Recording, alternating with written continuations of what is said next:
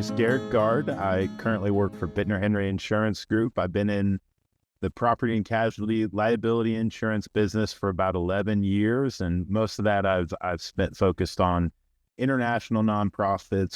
Most like travel insurance policies or your foreign work comp, they've got this like security evacuation bucket, right? And people think political unrest, security, this is what's going to get us out.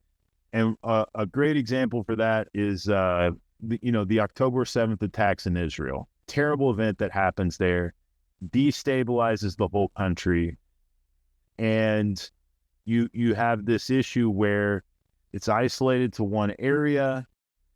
What are the travel recommendations? So what happens with security evacuation is that most policies only trigger in a couple of scenarios where it's either the U.S. State Department or the host country's State Department says foreign nationals must leave. So if the U.S. State Department elevates their travel security warning and says that we're going from a 3 to a 4, U.S. nationals need to get out, almost every security evacuation coverage is going to trigger.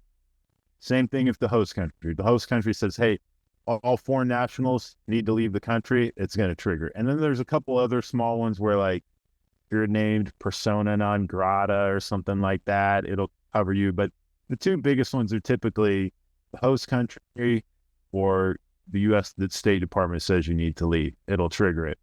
Well, what we had in Israel post October 7th was they had a travel advisory for Gaza. They increased the security risk in Gaza, but they didn't increase it countrywide. It was just an advisory saying, hey, this is going on. But I mean, the whole country's on, nobody feels stable there right after that. We didn't know, like, is the whole country going to go to war?